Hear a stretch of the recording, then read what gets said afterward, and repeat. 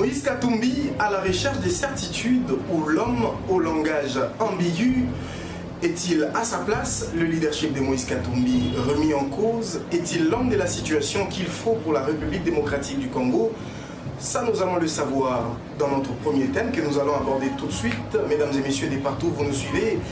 Bonsoir ou bonjour, tout dépend de l'heure à laquelle vous nous regardez. Mais surtout, vous êtes tous les bienvenus dans votre magazine politique Le Choix.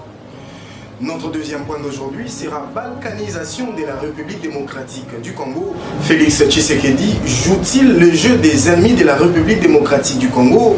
Félix Tshisekedi est-il à sa place? Est-il capable d'être réélu en 2023? Au regard des résultats, nous allons également les découvrir tout de suite. Et pour finir, nous aborderons ce troisième point qui concerne les récidives des bavures policières. La police nationale congolaise, au lieu de mettre de l'ordre, crée-t-elle le désordre? Ça aussi, nous allons le savoir d'un moment à l'autre. Et sans plus tarder, passons aux choses sérieuses juste après cette tranche.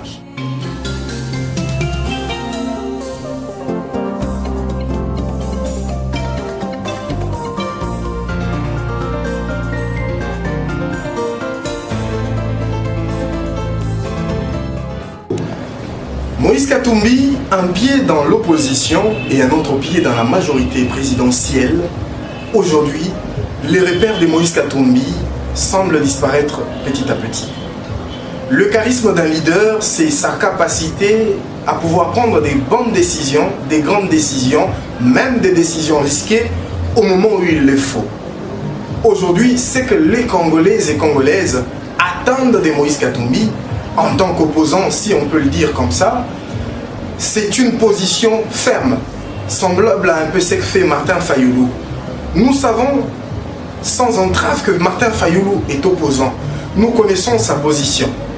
Mais aujourd'hui, il est difficile de localiser Moïse Katumbi. Il joue le rôle des opposants, mais en même temps, il a ses membres dans le gouvernement. Je crois que ça, c'est un côté négatif qui n'est pas vraiment apprécié par des observateurs sérieux. Monsieur Moïse Katumbi devrait choisir soit d'appartenir à l'opposition, soit d'appartenir à la majorité. Il ne peut pas continuer à jouer ces jeux très dangereux pour lui. Il ne peut pas continuer à nourrir cette ambiguïté qui n'est pas profitable à lui. Aujourd'hui, petit à petit, Moïse perd en crédit. Il y a quelques temps, et depuis 2018, Moïse Katumbi était le favori aux élections présidentielles. Joseph Kabila l'ayant compris, éloignera Moïse Katumbi des élections. Un Moïse Katumbi en 2018, ici en République démocratique du Congo, personne ne pouvait avoir le charisme ou même la popularité nécessaire pour pouvoir battre Moïse Katumbi aux élections. Ainsi, en 2018, il fut mis de côté.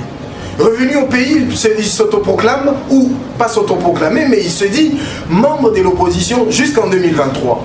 Opportunité politique exige, Moïse Katumbi intègre l'Union sacrée et donne des béquilles à Félix Tshisekedi qui était en mal de positionnement après sa rupture avec le FCC. Mais par après, suite aux guerres politiques, Moïse Katumbi n'a plus de repères, il se perd. La plus grave erreur que Moïse Katumbi est en train de regretter aujourd'hui a été son intégration au sein de l'Union sacrée de la nation. Parce qu'avec ça, non seulement Moïse Katumbi a été perdant, mais aujourd'hui, même au niveau de son image, Moïse Katumbi Tchapoué, on se réalise très bien, même qu'au niveau de la population, il a aussi des comptes à rendre comme M. Félix Tshisekedi. Moïse Katumbi a dans les entreprises publiques plusieurs responsables. Moïse Katumbi a des postes clés au sein du gouvernement. Et avec ça, ça fait immédiatement de lui membre de la majorité présidentielle et des surcroît responsable du bilan de M. Félix Tshisekedi. Mais aujourd'hui, Moïse Katumbi semble aller un peu à l'encontre pour ne pas reconnaître cela. Tout dire, mais la réalité est telle que Moïse Katumbi devrait s'assumer. Dire oui, j'appartiens à l'opposition, oui, j'appartiens à la majorité. Et de cette manière, on reconnaîtra en lui les qualités d'un bon leader. Un leader, c'est lui la tête. C'est le leader qui entraîne la masse. Moïse Katumbi ne peut pas continuer ses jeux. Il ne peut pas continuer à mentir au peuple congolais au lendemain des élections. Il doit choisir. S'il est de la majorité ou de l'opposition, il ne doit pas être dans le deux. Faire cela serait être une très mauvaise politique. Et la preuve simplement du fait qu'il n'est pas l'homme qu'il faut à la place qu'il faut. Il n'est pas le leader capable de prendre des décisions. S'il veut devenir président de la République, il sera appelé à prendre des décisions qui s'imposent en un court timing et parfois des graves décisions. C'est sa capacité de pouvoir résoudre ces problèmes qui devrait déterminer sa faculté de pouvoir être chef. Mais aujourd'hui, Moïse n'est pas un bon chef parce qu'il ne parvient pas à prendre une décision ferme. Il n'était pas d'accord avec l'histoire de la CENI. Moïse Katumbi fait des consultations qui ne sont que lettres mortes puisqu'elles n'ont pas sorti des effets. Monsieur Moïse Katumbi, on vous a roulé, si on peut le dire ainsi, au sein de l'Union sacrée. Vous avez donc manifesté, et même vos plus proches collaborateurs ont dit dans les médias qu'ils étaient prêts à quitter l'Union sacrée. Il y a même certains d'entre vous qui sont déjà dans l'opposition. En la personne par exemple de Denis Sanga. Ce sont vos poulains. Mais à quel jeu est-ce que vous jouez? Quel leader vous êtes, monsieur Moïse Katumbi? Avec ça, il y a plusieurs personnes sérieuses qui ne vont pas vous suivre. J'ai échangé avec un des ministres de Moïse Katumbi qui m'a surpris en disant que cette fois-ci, on ne devrait pas suivre Moïse Katumbi. Il nous a amenés dans l'opposition depuis tout ce temps, il nous ramène dans la majorité, il veut nous ramener encore dans l'opposition, nous ne sommes pas des petits-enfants. Moïse Katumbi doit avoir le charisme nécessaire de choisir ce qu'il veut. Les Congolais ne sont pas des petits-enfants pour être traînés tantôt dans la majorité ou tantôt dans l'opposition. Monsieur Moïse Katumbi devrait avoir le courage de se prononcer, mais c'est ça qui va déterminer sa capacité d'être chef. De tout temps, je respecte ces messieurs. Oui, il a un sens élevé, un sens managérial très élevé. Vous n'avez qu'à voir l'exemple de Tepe Mazembe qui était à terre. Moïse Katumbi le prend. Il l'amène plusieurs fois champion d'Afrique de manière successive. Et comme si cela ne suffisait pas, Mazembe qui partait de rien est devenu vice-champion du monde. Chose que des équipes qui ont plus de moyens que Moïse Katumbi ou même que le TP Mazembe n'ont pas pu faire. Mais Moïse Katumbi a pu le réaliser. Ça, c'est la capacité d'un bon manager. Et je l'ai toujours respecté pour ça.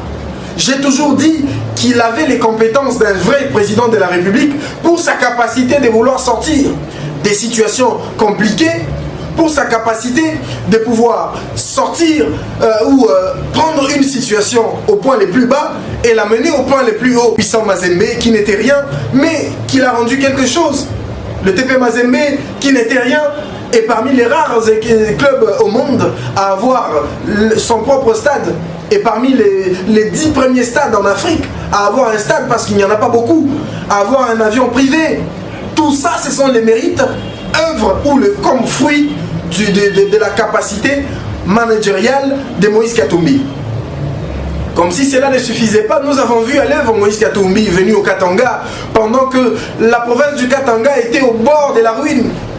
Moïse Katumbi, en moins de 10 ans, a pu révolutionner les choses. Aujourd'hui, c'est que Lubumbashi, c'est que le Katanga, c'est grâce à Moïse Katumbi, bien sûr, il n'avait pas tout fait, il a eu ses failles, mais il a fait l'essentiel.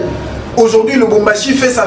et c'est que Lubumbashi est au point d'avoir une réputation, on peut le dire, en grande partie, c'est grâce à Moïse Katumbi. Ça, ce sont les qualités d'un chef. Il a ce qu'il faut pour être un manager. Moïse est un bon manager, puisque ce qu'il entreprend, tout ça, tous ces tableaux dépeints, démontrent à suffisance qu'au niveau de sa capacité managériale, Moïse Katumbi a ce qu'il faut pour un leader. Mais son incapacité de prendre des décisions semble décevoir plus d'un observateur au point de pouvoir remettre en question ou en cause ses différents exploits connus dans le passé. Tel que je viens de décrire deux exemples, celui du Katanga et celui du TP Mazembe, ça démontre à suffisance, rien que ça, que Moïse Katumbi serait peut-être l'homme de la situation. Mais aujourd'hui, un pied dans l'opposition, un pied dans la majorité démontre à suffisance que Moïse Katumbi on devrait remettre en cause son leadership. Monsieur Moïse Katumbi, ayez le courage de choisir votre camp. Parce que si vous continuez comme ça, vous perdez en crédibilité. Aujourd'hui, les Congolais ne sont plus au stade de voter par sentiment. Mais les Congolais sont au niveau de voter en fonction de l'efficacité, en fonction de l'impact sur terrain. Voilà pourquoi aujourd'hui vous avez un parti politique qui s'installe un peu partout. C'est le fruit de vos anciennes actions. Mais si vous continuez et vous n'avez pas la capacité de choisir clairement votre position, mais cela risquera de se retourner contre vous. Très sérieusement. Alors c'était un mot pour M. Moïse Katumbi, de manière à pouvoir corriger vos tirs et choisir clairement votre position et ne pas continuer dans votre langage ambigu parce que ça diminue l'image que tous ces Congolais avaient sur vous. Ça sera tout pour notre premier sujet. Nous passons directement dans notre deuxième sujet qui est balkanisation de la République démocratique du Congo. Félix Tshisekedi joue-t-il le rôle, joue-t-il le jeu des ennemis de la RDC? Est-ce que Félix Tshisekedi plutôt est-il l'homme de la situation? Est-il la personne qu'il faut, à la place qu'il faut? Ça, nous allons tout de suite le découvrir. C'est depuis 2018 que l'UDPS a pris le pouvoir par l'entremise de M. Félix Tshisekedi. Mais nous sentons que de plus en plus, beaucoup d'espoir avait été suscité par la venue de M. Félix Tshisekedi. Un espoir semblable à celui suscité par M. Laurent Désiré Kabila en son temps. Mais cet espoir semble s'éteindre de plus en plus parce que les résultats sur terrain semblent être tout autres. On dirait bien que M. Félix Tshisekedi semble gérer en tenant compte du principe et ses erreurs. Mais on dirait que M. Tshisekedi n'a pas un calendrier bien prévu de sa manière de travailler, mais il est en train d'essayer. Donc il essaye, j'essaye si ça va marcher. Est-ce que si je faisais ceci, ça va marcher? Est-ce que si je faisais cela, ça marchera? On ne peut pas venir comme ça au pouvoir parce que ça peut s'appeler de l'amateurisme. Lorsqu'on prend le pouvoir, on est censé déjà connaître les problèmes de la population. C'est pour ça qu'on ne peut pas tolérer à ce qu'un leader devenu président de la République puisse toujours accuser les autres. Tel que moi, je n'ai jamais été d'accord avec M. Félix Tshisekedi lorsqu'il dit que c'est le FCC qui l'a freiné. Lui était dans l'opposition pendant plusieurs années. Il devait bien connaître les mots de l'opposition des Congolais. Il devait bien comprendre et connaître quelles sont les vraies souffrances des Congolais. Mais aujourd'hui, M. Félix Tshisekedi prend le pouvoir, on sent qu'il n'a pas de maîtrise de sa gestion. On sent qu'il patauge, il va dans tous les sens, au point que ça fasse paraître ou ça donne une image d'amateurisme de lui. M. Félix Tshisekedi, qui vous entoure? Les anciens copains, je pense que la gestion de la chose de la République, la gestion de la res publica ne se fait pas comme ça.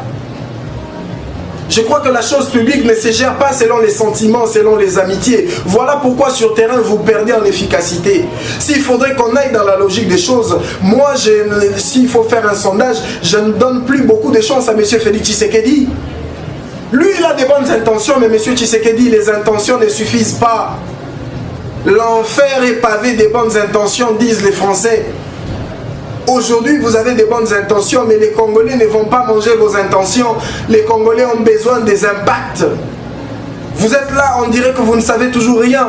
Vous êtes là, on dirait que toutes les situations autour de vous vous dépassent. On ne dirait pas que vous maîtrisez effectivement la situation du pays. On dirait que vous essayez pour voir si ça va marcher ou ça ne va pas marcher. Pareil geste ne devrait pas être soutenu par les Congolais sensés. Le vrai Congolais ne peuvent pas soutenir une telle position, M. Tshisekedi. Ainsi, c'est ma façon de dire. Je donne encore le cas, par exemple, celui des Rwandais sur les territoires congolais, la potentielle venue des Ougandais sur les territoires congolais. Mais tout ça, c'est quelle façon de gérer le pays? Kabila était au pouvoir, vous étiez le premier à contester ces relations avec le Rwanda. Aujourd'hui, vous passez au pouvoir, vous faites un rétropédalage. Ça veut simplement dire que l'UDPS n'était pas préparé. Vos actions jettent l'opprobre même sur l'UDPS qui est un grand parti. Un parti qui a été l'œuvre des génies politiques de ce pays. Je crois que votre façon de faire devrait être recadrée. Sinon, vous n'avez pas beaucoup de temps devant vous. Je ne vous vois pas au regard des résultats actuels devenir président de la République. J'en profite d'ailleurs pour appeler tous nos frères de gauche et de droite. En 2023, votons utile. En 2023, votons en fonction de la capacité de chacun de pouvoir résoudre les problèmes des Congolais. J'ai ouï dire que Mbujimayi souffre. J'ai ouï dire que Mbujimayi se plaint des conditions qui ne sont pas bonnes, conditions de vie calamiteuses. Mais le même jeune de Mbujimayi va voter à 100% pour des gens qui ne travaillent pas bien. Je ne dis pas ici qu'il ne faut pas voter pour M. Tshisekedi. C'est une affaire de conviction de chacun. Je n'ai rien contre le président Tshisekedi. J'analyse les faits et je me limite à ça. Tout ce que j'essaie de dire ici, c'est que vous soyez du Katanga, que vous soyez de Mbuji-Mayi, que vous soyez du Bandundu, que vous soyez de Kinshasa, l'essentiel lors des prochaines élections devrait être de voter utile. Si Moïse Katumbi ne rencontre pas vos aspirations, vous êtes Katangais, ne votez pas pour lui. Votez utile. Si M. Tshisekedi a mal travaillé, vous pouvez être du Kasaï, ne votez pas pour lui, sinon souffrez davantage et que votre misère se multiplie. Parce que vous ne voyez pas qu'avec ce vote que vous faites, vous ne résolvez pas votre problème. Parce que si vous aimez votre ville, si vous voulez que votre situation change, ce n'est pas parce que M. Félix Tshisekedi est du Kasaï qu'il vient dire qu'il a le même sang que vous, que ça veut dire que vous devez voter pour lui. Non, votez pour l'intérêt de la nation. Votez pour l'intérêt supérieur de la nation. Si vous estimez que M. Félix Tshisekedi, que je ne juge pas ici, je n'ai pas dit que M. Tshisekedi a tout ce qu'il a fait est mauvais. Je prends du plaisir à monter sur les sauts de moutons. Et donc, le mandat de M. Tshisekedi n'est pas un échec total. À quelque chose de bon. Comme dans toute chose, il n'y a pas que le mal, il y a aussi du bon. Mais ce que j'essaie simplement de dire, c'est qu'il faut voter utile. Que vous soyez du Katanga, des Bandundu, des Mbuji-Mayi, même si c'est votre frère, allez-vous accepter que le Congo aille de plus en plus en ruine? Comme beaucoup de gens aujourd'hui semblent accuser M. Tshisekedi de vouloir céder l'Est de la RDC. Je ne soutiens pas cette position, mais je l'ai entendu comme vous, puisque c'est tout le monde qui en parle. M. Tshisekedi, soyez sensible. Ne soyez pas insensible aux mots des Congolais. Lorsqu'on vous appelle à une certaine position, lorsqu'il y a clameur publique, je crois qu'à un moment donné, leader ou pas, il faut savoir faire stop. Personne ne vous soutient dans votre amitié avec le Rwanda, à part vous-même et vos conseillers qui ne comprennent rien. Personne ne soutient cette amitié. Doit-on oublier le mal que le Rwanda a fait à la République démocratique du Congo? Ça, jamais. Et vous, vous appelez les Rwandais nos frères. Au nom de la diplomatie, ça c'est une diplomatie mal comprise, M. Félix Tshisekedi. Il vaut mieux couvrir et combler ce vice en vue de faire correctement les choses. Ainsi, jouez-vous le rôle des ennemis de la République démocratique du Congo? Au regard du tableau dépeint, je crois que je laisse à chacun la latitude de répondre. Êtes-vous l'homme de la situation? Je ne suis pas juge pour répondre à cette question, mais tout du moins je sais que dans tout ce que vous faites, il y a quelque chose de bien, mais vous avez beaucoup à recadrer. Sinon, c'est en 2023 qu'on vous récupérera.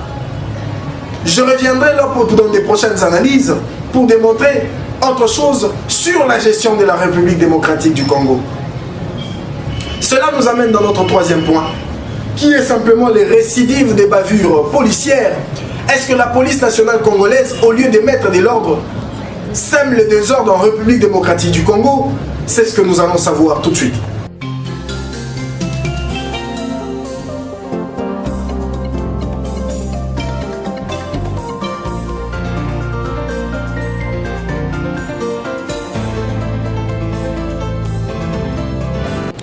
Récidive des bavures policières, la police nationale congolaise, au lieu de maintenir de l'ordre, assure-t-elle le désordre? Il part d'un constat depuis un temps que la police nationale congolaise semble se lancer dans une aventure, un jeu un peu compliqué, où ça devient un secteur où tout le monde est permis de faire tout ce qu'il veut. Qui apprécie le comportement des PCR sur la route? Est-ce que M. Sylvano Kassongo ne voit-il pas ça? Est-ce que M. Sylvano Kassongo ne voit-il pas que la PCR et même certains policiers agissent très mal? Est-ce qu'il ne voit pas ces bavures? Ça sera tout pour votre numéro de Le Choix de ce soir. En prenant rendez-vous pour un prochain numéro pour débattre de plusieurs questions d'actualité et vous donner la meilleure information. Abonnez-vous massivement à votre chaîne YouTube pour ne rater rien, pour ne rien rater de nos prochaines vidéos. À la prochaine.